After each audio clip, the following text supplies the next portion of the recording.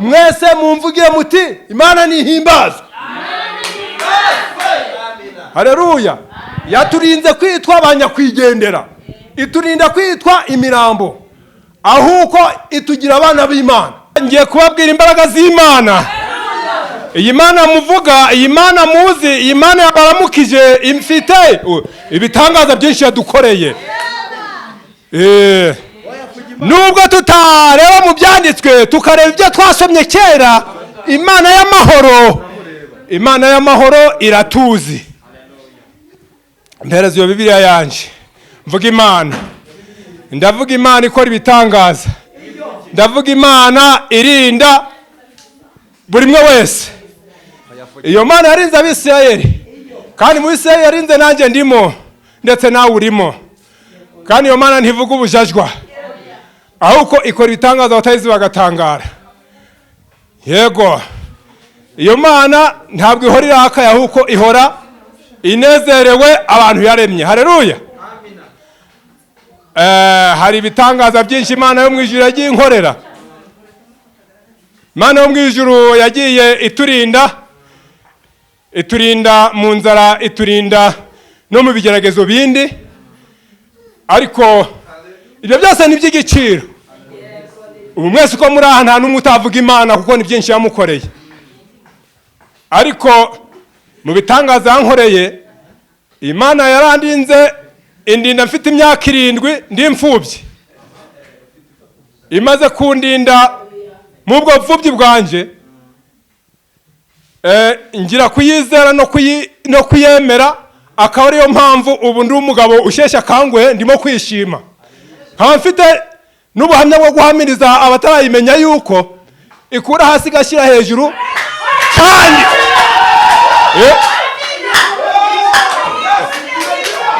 haleluya, haleluya. Iyo Mana yarangaburiye, kandi ingaburira atari uko mfite ubwiza buruta ubw'abandi, ahubwo ari uko inkunda, ko ari ukugira ngo igihe nk'iki nzatanga ubuhamya bw'urukundo rwayo. Yarangaburiye, irandera, irankuza, nkomeza kuyiringira, ndetse yandinze n'ubwomanzi, indinda n'ubusambo. Hari abagira atarura mu busambo, n'abandi bakura mu busambanyi, ariko nge saho yankuye. Ariko nge yankuye mu buto, ingejeje no mu bukuru. Icyo ndi kukishimira nihabwa icyubahiro. Aka kanya Imana kwishima yandindiye umwana wanjye yatemberanye n'undi mwana, maze amwatsa icyuma cyo guhatisha karoti, amuterera indiga, aho kugira ngo igwe mu biganza cyangwa hasi igwa mu jisho, irikuramo. Maze kurikuramo, mujana mu bitaro, namugejeje ku Kamonyi, mpamara amezi 4, barongera bararyoza, barayishona, barisubizamo, ubu ryarahumye, ariko Imana ishimwe ku mwana gihagaze.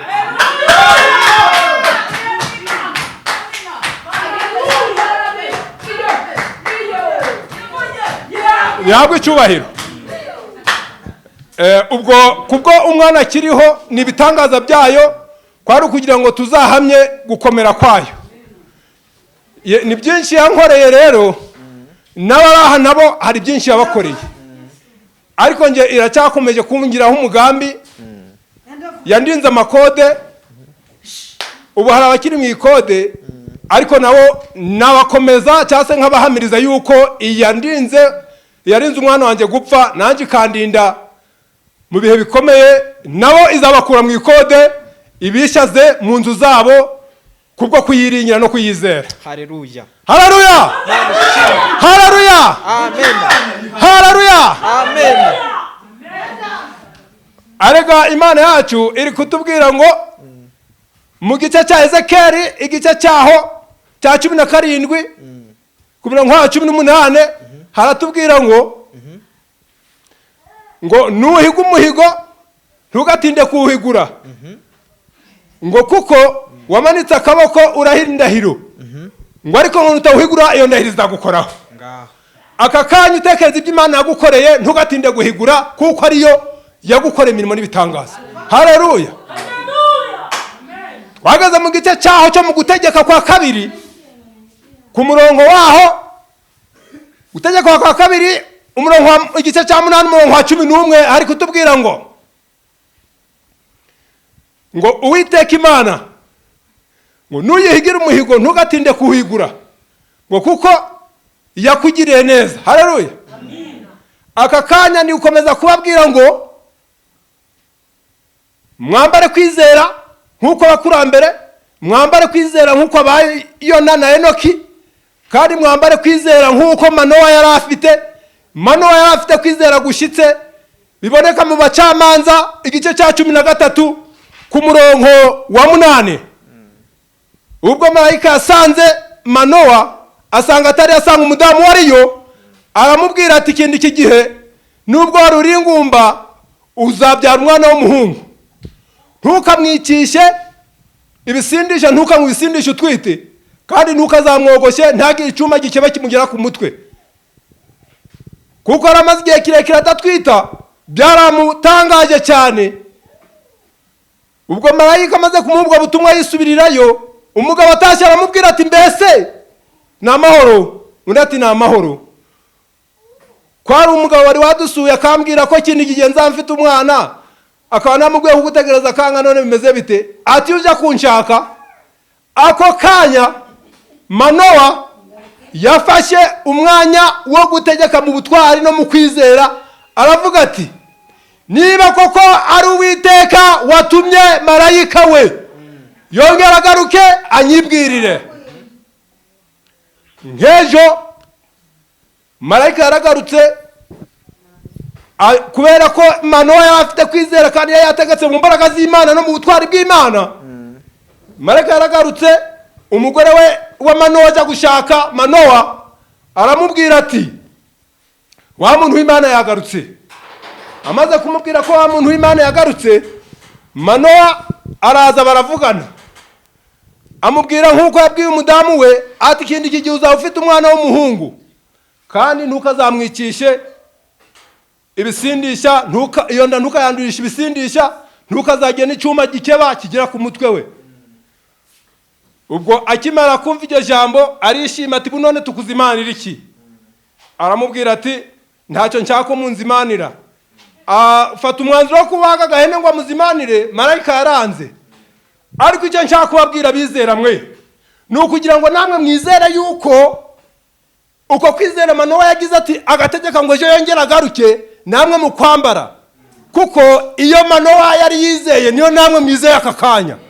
Imukoresha ibitangaza niyo namwe bakoresha ibitangaza. Mwavuga ngo iki? Amen. Imana yacu ibagirire neza, kandi Imana ibarengere, kandi Imana ibaha imbaraga. Yesu nashimwe. Uwitaramukije ninde utayishimira kuramuka kwayo? Mwese mumvugire muti Imana nihimbazwe. Haleluya. Yaturinze kwitwa abanyakwigendera, iturinda kwitwa imirambo, ahuko itugira abana b'Imana. Haleluya. Imana nihabwe icubahiro. Ni byinshi Imana idukorera, ni na byinshi yadukoreye. Ndababwiza ukuri yuko muri Yohana 3:16 hatubwira ko yagiye kudutegurira hacu ngo hazaba ariho tuzaba. Ku murongo wa 12 ngo utamwizera yarangije gukirwa hiteka, ariko umwizera ntateka azakirwaho. Haleluya. Aka kanya ni mwizera uwo witeka, iyo Mana yacu ntateka muzakirwaho, ariko ni mutamwizera muzakirwaho iteka. Imana ibarinde gukirwaho iteka, kandi Imana ibashoboze kwicarana mu bwami bwayo mu izina rya Yesu. Haleluya. Ndababwiza ukuri yuko ibyanditswe bitubwira yuko kwiringira Uwiteka bifite umumaro kuruta kwiringira abantu nkatwe. Reka mwese hamwe natwe dufatanye kwiringira Uwiteka, kuko ari byo bidufitiye umumaro, nibyo bizatuma tugira mu bwami bwe. Dore ba Dawidi baramwiringiye, Daniel aramwiringira amurinda iminwa y'intare. Namwe ni mumwiringira azabarinda ibiza by'uburyo bwose. Haleluya. Nimugire kwizera gushyitse. Kandi isaha tugezemo ni isaha ya saa 10. Aba saa 11 n'aba saa 12 n'aba saa moya bose bahembwe kimwe. Nimutekereze ngo hari ibindi bihembo bahembwe, icyo bazahembwa n'ubugingo buhoraho. Namwe aka kanya ni mu mwizera, ubwo bugingo namwe azabubahemba. Imana y'amahoro idushoboze kumwiringira no kumwizera kugira ngo azaduhembe ubwo bugingo buhoraho.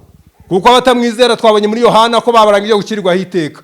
Ariko twe tumwizeye twiringiye kubwo bugingo ari ubwacu. Haleluya. Amen. Imana y'amahoro ikomeze kutugirira neza.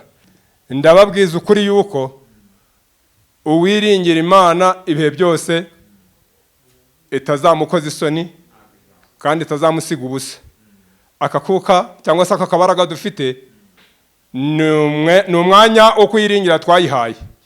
Namwe ndabifuriza kugira ngo muyihe umwanya muri mwe izabagire neza kandi izabakomeze. Amahoro y'Imana akomeze kubana namwe. Kandi Uwiteka akomeze abagire neza. Kandi arinde ibyanyu n'abanyu. Kandi arinde n'ahazaza hanyu. Kandi imbaraga z'Uwiteka zikomeze zibagaragire. Ndangije mbifuriza kubana n'Uwiteka ibihe byose no kumukorera ibihe byose no kubabarira bagenzi banyu kuko ari byo bizana umugisha. Gutanga kuzana umugisha kuruta guhabwa. Nutababarira nawe siko mu ijuru ntazakubabarira. Ariko nubabarira nawe siko mu ijuru azakubabarira. Imana y'amahoro, Imana y'urukundo, Imana ifite byose mu biganza byayo, ibashe kubagira neza muri minsi kugeza igihe Yesu azajya kwima ingoma ye. Nibyo mbifurije nanjye ntisize mu izina rya Yesu. Amen. Mwamvugira muti amen. Imana yacu yahabwe icyubahiro. Reka dusenga Imana yo mu ijuru. Uwiteka mwami w'abami, waduhaye isezerano rikomeye ngo aho 2 batatu bateraniye ubuhari. Twiringiye tudashidikanya kuri kumwe natwe. Twiringiye tudashidikanya ko akakuka turi guhumeka turi kugahumeka ku bwawe. Abagabo n'abagore bose bari kugutaramira muri uyu mwanya. Wabatije imbaraga kandi ubongera n'ubwenge. Ndakwinginze ngo ukomeze ubasindagize kugeza iteka n'iteka ryose. Twongera imbaraga kandi ukomeze ugumane natwe kugeza igihe turi butandukanire. Urinde ibyacu n'abacu kandi utwongera impano z'uburyo bwose uburyo bunyuranye. Zabize urukundo, zabizo kujya inama, zaba impano zo kuguhimbaza no kukwamamaza mu batakuzi. Izo mpano zose uzisakaze ku bantu bawe. Uwiteka umukozi w'Imana, umujakazi w'Imana Esteri yaravuze ati nihagira ikintandukanya nawe uretse urupfu, Uwiteka Imana azabimpore. Natwe Uwiteka turasenze kugira ngo ntakazagira ikidutandukanya nawe, kandi ntukatwinyingire kugusiga no gusigara, ahubwo aho uzajya azaba ariho tuja, kandi aho uzicara natwe tuzahicare. Uzitwa Imana yacu no mu bacu no mu byacu. Nibyo nsenge nsaba ubu bwoko bwawe none n'iteka ryose ku bwa Yesu. Amen.